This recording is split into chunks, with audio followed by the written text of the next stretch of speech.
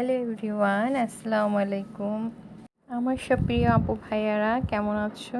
দেখতে পাচ্ছ কি নিয়ে এসেছি? নিশ্চয়ই জিভে জল এসে গিয়েছে। দেখো কত সুন্দর, বলতে পারো এটা আমি কি তৈরি করেছি? লেবু চিপে দিয়েছি। ওয়াও, কত সুন্দর হয়েছে দেখো তো। বলো তো এটা কি? আচ্ছা চলো তোমাদেরকে নিয়ে যাচ্ছি মূল উপকরণে। Welcome to rooms recipe. যে দেখো আমি এখানে নিয়েছি কাঁকরোল, ভালো করে ধুয়ে পরিষ্কার করে কেটে নিয়েছি স্লাইস স্লাইস করে। এই যে দেখো দেখতেই পাচ্ছ, এটা কিন্তু কাঁকরোল, মিষ্টি করলা বলে অনেকে। যে দেখো আমি এটাকে ধুয়ে পরিষ্কার করে নিয়েছি, আমার কাটা শেষ হয়েছে। এখন আমি দিয়ে দিচ্ছি লবণ, হলুদ গুঁড়ো আর দিয়ে দিচ্ছি মরিচ গুঁড়ো, হাফ টিস্পুন করে আমি এখানে দিয়েছি। এরপর এটাকে ভালো করে মেখে নিচ্ছি, মেখে নিয়ে ঢেকে রেখে দেবো বেশ কিছুক্ষণের জন্য, 30 মিনিটসের জন্য। তোমার যার হাতে যতটুকু সময় আছে সেভাবে নিয়ে নেবে। দিয়ে দিচ্ছি একটা প্যানের তেল। আমি এখানে চিংড়ি শুটকি নিয়েছি, ধুয়ে নিয়েছিলাম। এখন আমি তেলের ভিতরে কাঁকরোলটাকে ভালো করে ভেজে নেব, উল্টে পাল্টে একটু ফ্রাই করে নিচ্ছি, এতে টেস্টটা ভীষণ ভালো আসবে। তোমরা একবার খেয়ে বারবার বানিয়ে খেতে চাইবে এরকম ভর্তা। আমার কাছে ভীষণ ভালো লেগেছে। খুব অল্প সময় আমার ভর্তা শেষ হয়ে গিয়েছে একদম। একবার এভাবে বানালে দেখবে তোমাকে সবাই এরকম করে ভর্তা বানানোর জন্য রিকোয়েস্ট করবে। আর এখন যেহেতু কাঁকরোলের সিজন চলছে, তো ঝটপট করে এরকম একটা ভর্তা বানিয়ে ফেলো ফ্যামিলি সবার জন্য, গরম গরম গরম ভাতের সাথে একদম জমে যাবে। যে দেখো কাঁকরোলটা যখন এক পাশ হয়ে আসবে তখন আমি টার্ন করে দিব।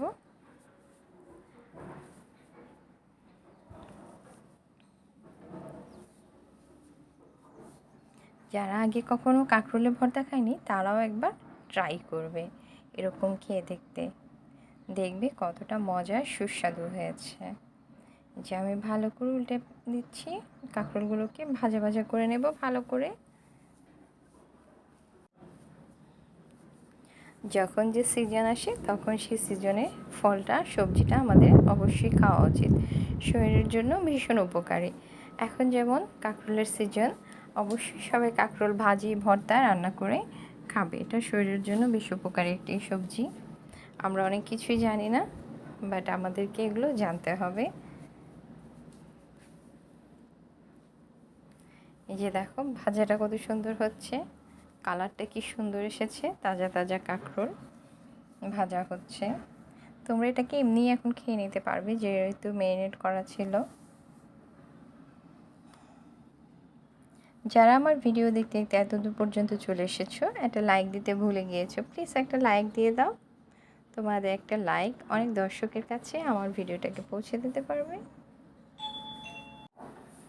যারা আমার আপু ভাইয়ারা আছো, সাইলেন্ট কিছু আমার আপু ভাইয়ারা আছো, থ্যাংক ইউ আমার ফুল ভিডিও ওয়াচ করার জন্য তোমাদেরকে। আর আমার নতুন পুরাতন আপু ভাইয়া সবাইকে অসংখ্য ধন্যবাদ। যারা নতুন আছো প্লিজ সাবস্ক্রাইব করে লাইক কমেন্টস করে আমার পাশে থাকবে। তোমাদের সুন্দর সুন্দর কমেন্টস আমাকে রান্না করতে উৎসাহ জাগায় এবং সুন্দর সুন্দর কমেন্টস পড়তে আমার ভীষণ ভালো লাগে। তোমরা যারা আমার পাশে আছো তোমাদের জন্য অনেক অনেক ভালোবাসা ও দোয়া রইল। তোমরা আমার জন্য দোয়া করবে। দেখো পুরো ভিডিওর সাথে থাকবে, দেখতে থাকবে, না তো বুঝতে পারবে না কখন কি ইউজ করেছি, দেখেই বুঝতে পারছো।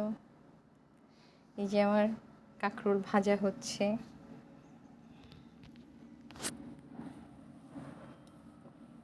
কাঁকরোল ভাজা করতে করতে আমরা কত গল্প করে ফেলছি।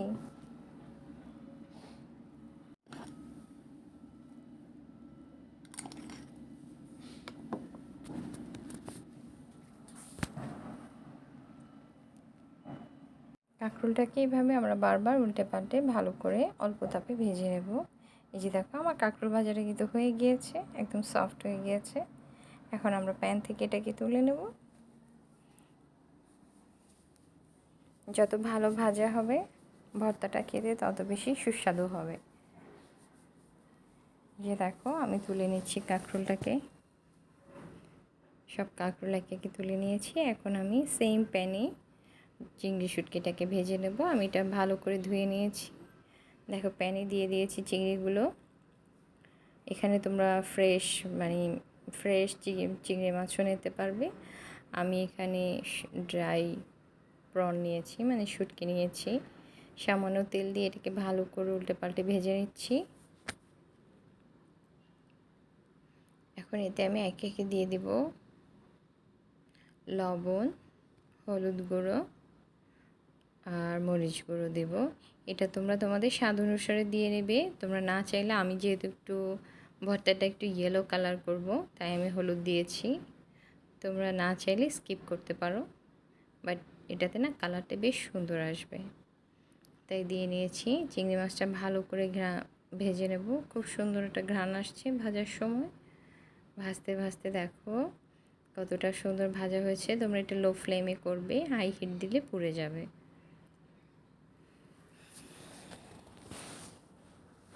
চিংড়ি মাছ ভাজাও হয়ে গিয়েছে।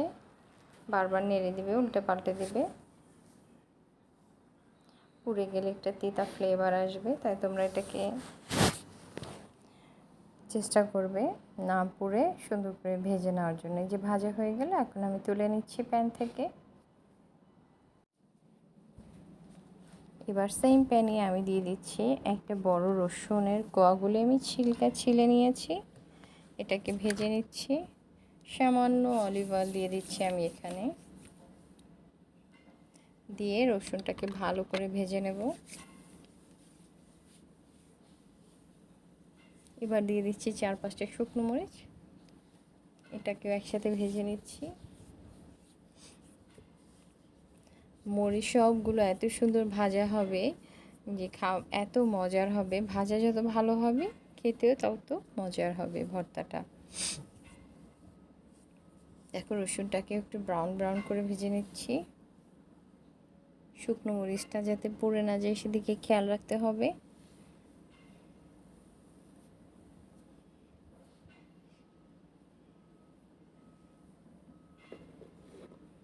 এই যে আমার ভাজা শেষ। এখন আমি একে একে বাটনাতে দিয়ে দিচ্ছি। তোমরা এটা চাইলে পাটাপুতাতেও পিষে নিতে পারবে, ব্লেন্ডও করে নিতে পারবে, বাট আমি বাটনাতে দিয়ে খুব সুন্দর করে এটাকে ম্যাশ করে নেব। দেখো ভর্তাটা কত সুন্দর হচ্ছে, একদম মিহি হয়ে যাচ্ছে বাটনাতে দিয়ে জোরে জোরে পুশ করার সাথে সাথে। এই যে দেখো রসুন দিয়ে ম্যাশ করে নিচ্ছি। সব একদম ভর্তা বানিয়ে ফেলবো। বাটনাতে একটু ধৈর্য ধরে এটা করতে হবে, তবে খেতে কিন্তু ভালো হবে। ব্লেন্ডারে এতটা টেস্ট আসে না, বাটনাতে যতটা পাটাপুতাতে যতটা টেস্ট আসে। যে দেখো আমি অনেকটা ভর্তা করে ফেলেছি। যে শুকনো মরিচ দিয়ে দিচ্ছি। তোমরা ঝাল কম বেশি চাইলে তোমাদের স্বাদ অনুসারে বাড়িয়ে নিতে পারবে, বাট 5টা শুকনো মরিচ এখানে আমার কাছে এনাফ ছিল। ভালো করে মিক্স করে নিচ্ছি এখন সবগুলোকে।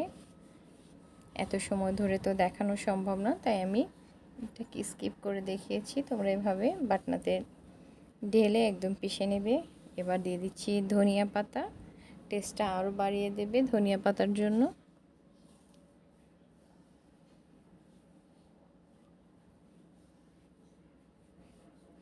যে দেখো কি সুন্দর মিক্স হয়ে গিয়েছে ভর্তাটা, দেখেই খেতে ইচ্ছে করছে, তাই না?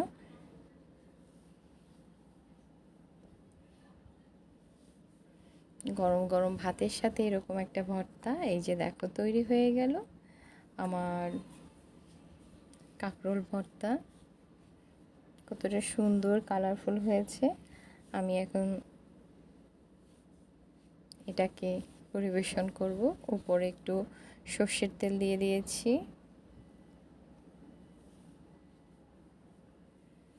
যে দেখো আমার রান্না তোমাদের ভালো লাগলে অবশ্যই রান্না করে খাবে। বেশি ভালো লাগলে ফ্যামিলি ফ্রেন্ডসদের সাথে শেয়ার করবে এবং সুন্দর সুন্দর কমেন্টস করবে।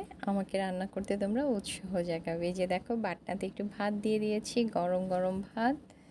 একদম যেন মুখের সাথে মিশে যাচ্ছে। কতটা যে লোভনীয় হচ্ছে তোমরা বানিয়ে না খেলে বুঝতেই পারবে না। একবার বানিয়ে খাবে, খেয়ে জানাবে আমাকে কেমন হয়েছে।